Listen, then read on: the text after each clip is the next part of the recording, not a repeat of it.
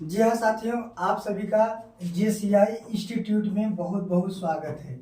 देखिए, यह एक आपका ऐसा प्लेटफॉर्म है जहां पर हम लोग आपको ऑफलाइन और ऑनलाइन दोनों क्लास प्रोवाइड करेंगे और हम आप लोगों के सामने हमेशा एक चाक लेकर के और एक बोर्ड पर आते थे, लेकिन और आपका आशीर्वाद और जितेंद्र सर के आशीर्वाद से आज हम लोग डिजिटल बोर्ड पे चले आए हैं।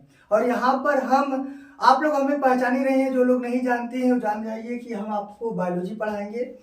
और सबसे पहले हम लोगों के यहाँ अगर कोई नया काम शुरू होता है तो श्री गणेशाय से होता है और स्वास्तिक के साथ होता है। चलिए, आज हम आप लोगों को एक नए टॉपिक के बारे में चर्चा करेंगे जिसका नाम है पर्यावरण। जिसका नाम है पर्यावरण एवं पारिस्थितिकी। पर्यावरण एवं पारिस्थितिकी, ठीक, जिसे हम लोग कहते हैं इन्वायरमेंट। ठीक, जिसे हम लोग कहते हैं environment and ecosystem, sorry ecology, ecology के नाम से जानते हैं।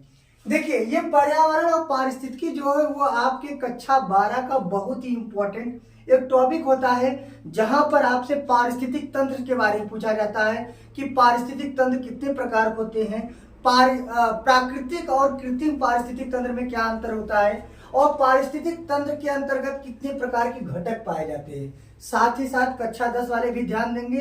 इसमें पारिस्थितिक तंत्र में जो जैविक घटक और अजैविक घटक होते हैं वह किस प्रकार से एक दूसरे के ऊपर पारस्परिक संबंध बनाते हैं, जिसके बारे में हम आप लोगों को एकदम डिटेल चर्चा करेंगे। और आप लोगों से मेरा यही निवेदन है कि आप लोग लास्ट तक देखिएगा और ज्यादा से ज्यादा इसे शेयर करिएगा ताकि और बच्चे भी जुड़ करके पढ़ सके। और आप लोग अपने आसपास के बच्चों के पास ये बात शेयर कर दीजिए कि आपको यहाँ पे ऑनलाइन क्लास के साथ साथ इसका PDF भी मिल जाएगा, ठीक ना। और आपके अनुसार अगर जो भी टॉपिक आपको ये चीज अगर डाउट है तो JK सर का नंबर है, वहां पे आप लोग व्हाट्सएप कर दीजिएगा, वो चीज आपका क्लियर हो जाएगा। चलिए, बिना समय गवाए सबसे पहले हम शुरू करते हैं। सबसे पहले बात करते हैं पर्यावरण का। देखिए, पर्या और धनवरण ये दो शब्द से मिलकर बनता है। ठीक, पर्या का अर्थ होता है चारों तरफ। ठीक, क्या होता है? चारों तरफ होता है। पर्या का अर्थ क्या होता है भैया? चारों तरफ होता है।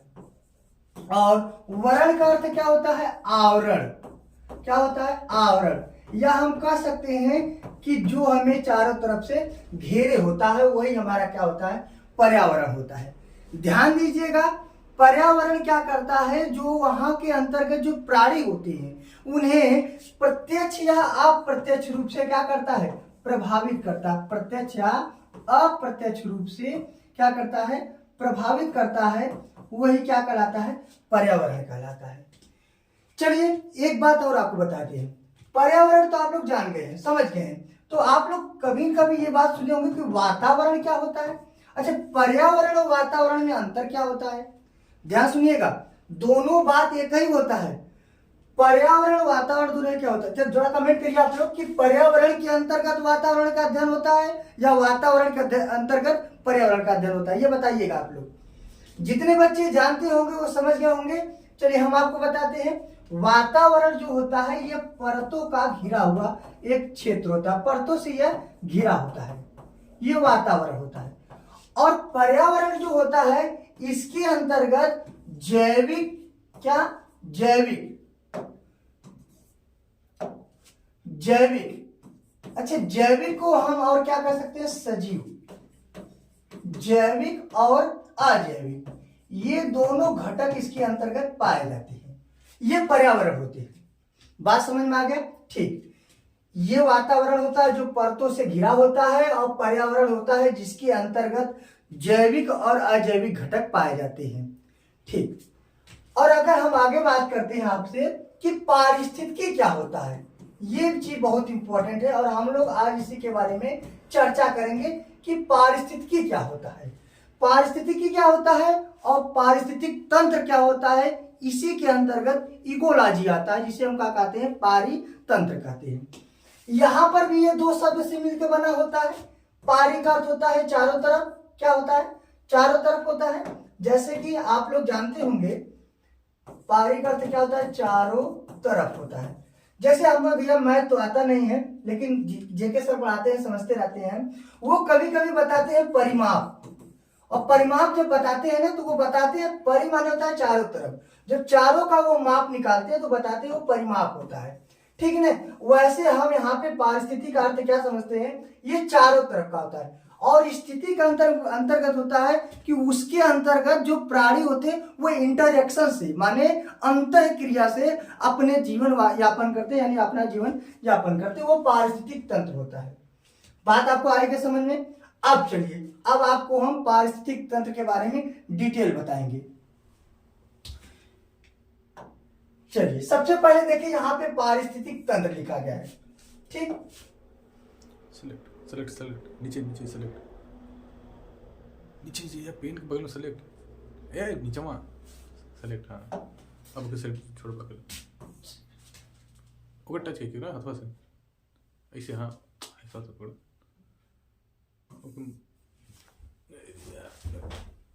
चलिए पारिस्थितिक तंत्र यहाँ पे देखा गया है। आपको बता दें कि पारिस्थितिक तंत्र क्या होता है। सबसे पहले अगर आप एक एक स्टेप के बारे में देखते हैं,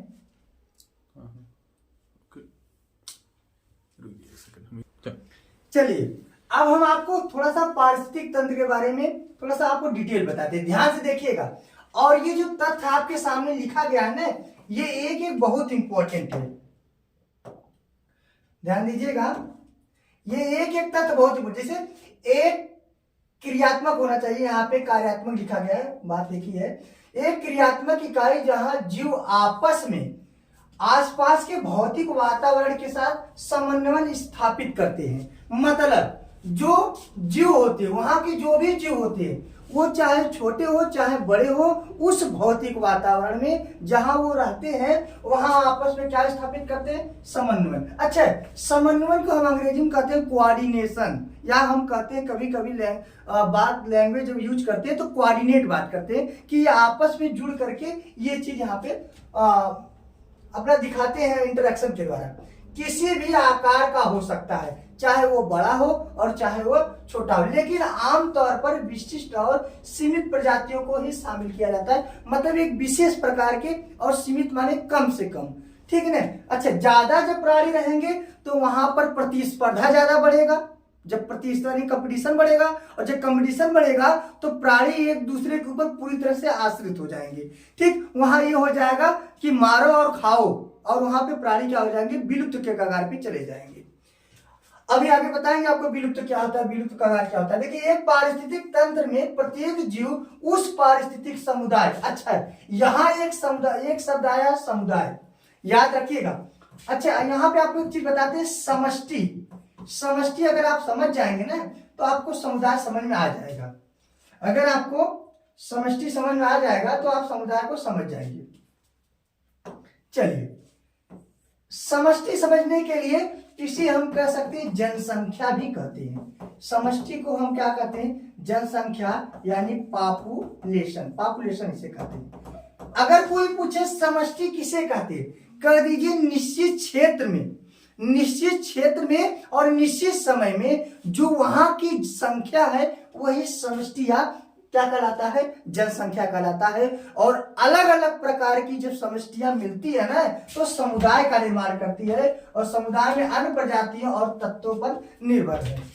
यदि किसी भी पारिस्थितिक तंत्र का एक भाग क्षतिग्रस्त हो जाता है तो इसका प्रभाव समस्त पारिस्थितिक तंत्र पर पड़ता है। यानी पारिस्थितिक तंत्र के जितने भी भाग होते हैं, अगर एक भाग प्रभावित हो जाएगा भैया ना तो सभी पारिस्थितिक तंत्र क्या हो जाएगा, वो समाप्त हो जाएगा। जैसे एक आपको बता दें, एक उदाहरण के रूप में, यदि आपके वातावरण में प्राथमिक उपभोक्ता जो प्रोड्यूसर होता है, जैसे कि अगर हम कह दो उत्पादक जो होता है प्रोड्यूसर जो होता है, अगर वो समाप्त हो जाए तो क्या होगा? तो आप कहेंगे कि जब प्रोड्यूसर खत्म हो जाएंगे, उत्पादक खत्म हो जाएंगे, यानी पेड़ पौधा वाले खत्म हो जाएंगे, तो जो शाकाहारी प्राणी होंगे नहीं, और जो शाकाहारी नहीं होंगे तो उन्हें खाएगा कौन? यानी मांसाहारी भी समाप्त हो जाएगा। इस प्रकार के सारे पारिस्थितिक तंत्र को क्या होगा? हानि पहुंचेगा। अब बात करते हैं पारिस्थितिक तंत्र के घटक कौन कौन है। चलिए पारिस्थितिक तंत्र के घटक की बात करते हैं, तो इसके दो घटक होते हैं, जैविक और अजैविक। जैविक को हम कहते हैं सजीव, क्या कहते हैं भैया? सजीव कहते हैं। और अजैविक को क्या कहते हैं? निर्जीव कहते हैं। याद रखिएगा, पारिस्थितिक तंत्र के दो घटक होते हैं, सजीव और निर्जीव। अब बात करते हैं कि जैविक घटक के अंतर्गत कौन कौन आता है, यानी जो जीव होते हैं। जो जीव होते हैं वो क्या होते हैं? सजीव होते हैं या जैविक होते हैं। चलिए अब इसमें पहला होता है उत्पादक, दूसरा होता है उपभोक्ता, तीसरा होता है अपघटक या वियोजक। बात समझ में आया? जिसे हम कहते हैं प्रोड्यूसर, कंज्यूमर और डिकम्पोजर। ये तीन होते हैं जो है जैविक घटक के क्या होते हैं? ये इनके संघटक होते हैं, यानी जैविक घटक के अंतर्गत ये पाए जाते हैं। प्राथमिक जो उत्पादक होते हैं ये हमेशा कौन होता है? पेड़ पौधा होता है। कौन होता है?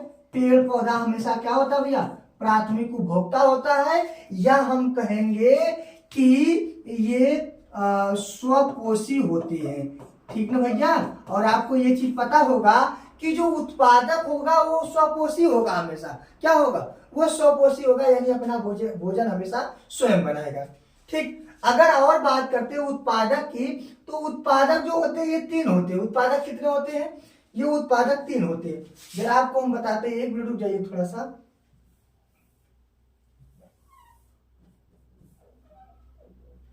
चलिए यहां पर देखिएगा, चलिए अगर हम बात करते हैं उपभोक्ता की, किसकी बात करते हैं? उपभोक्ता की।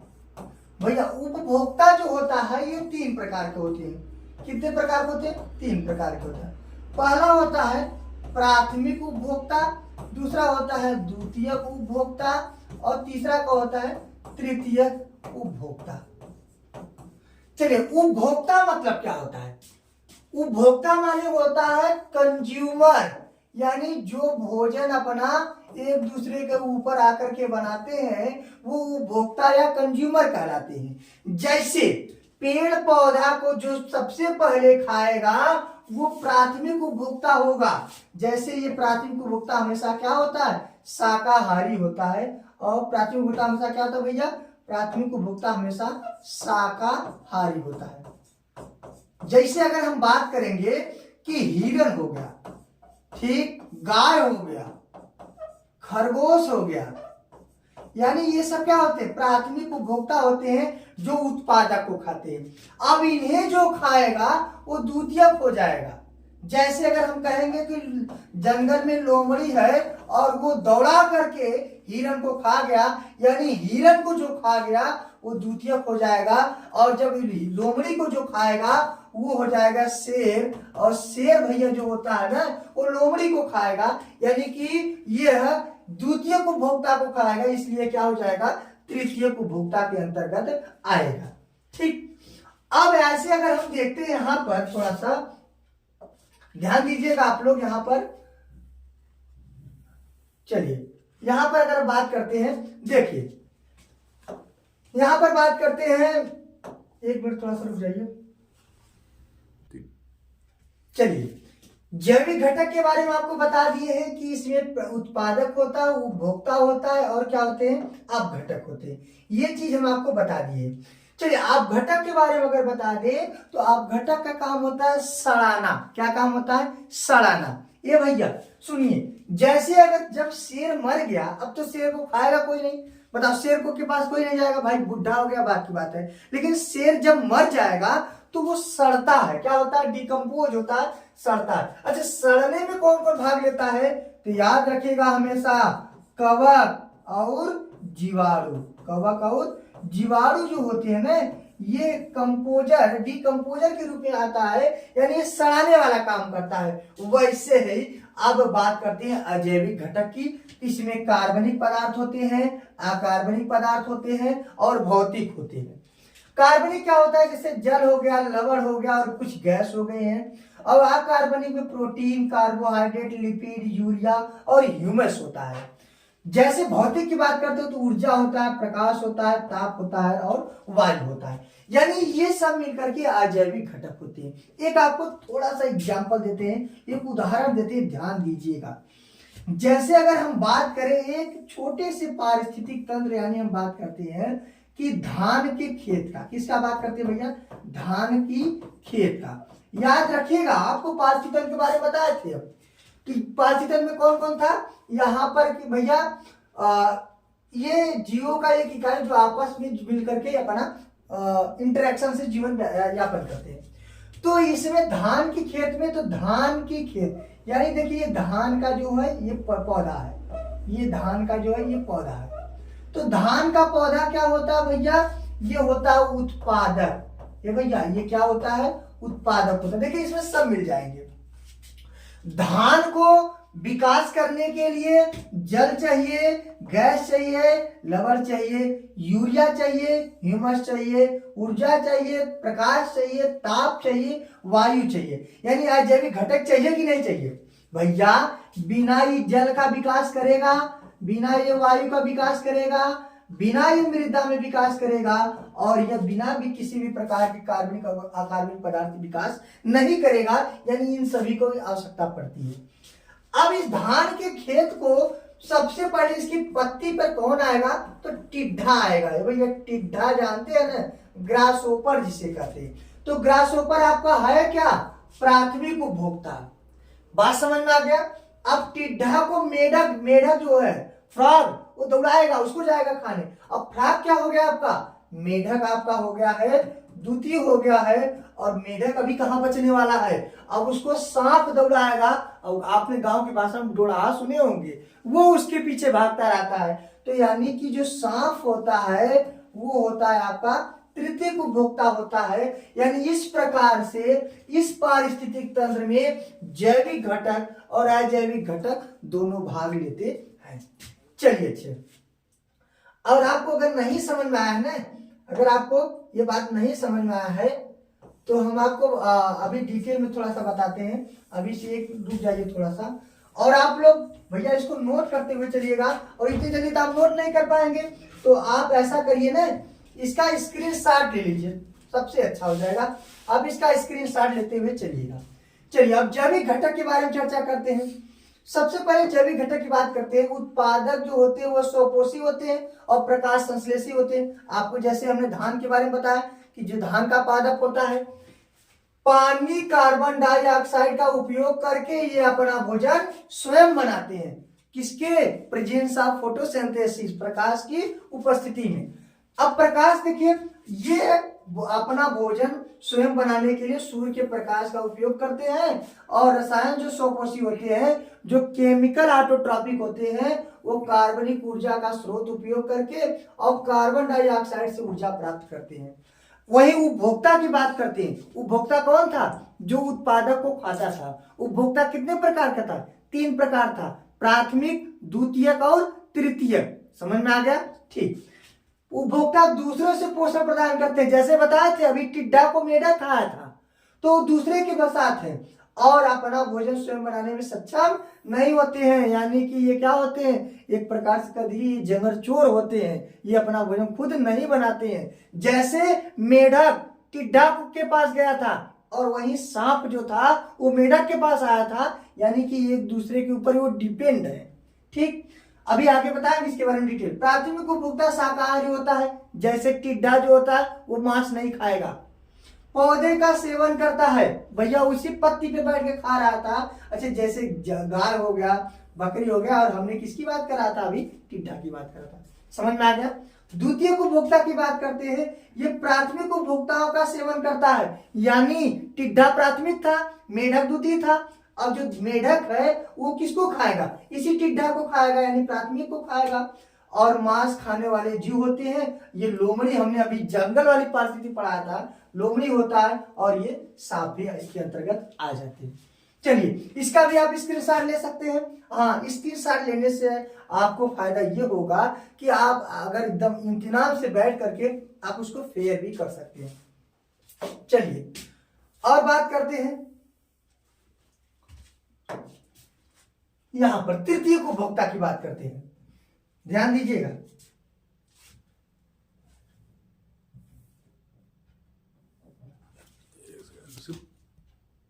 चलिए अब आपसे बात करते हैं तृतीय उपभोक्ता की, यानी शीर्ष मांसाहारी है, ये एकदम उच्च है।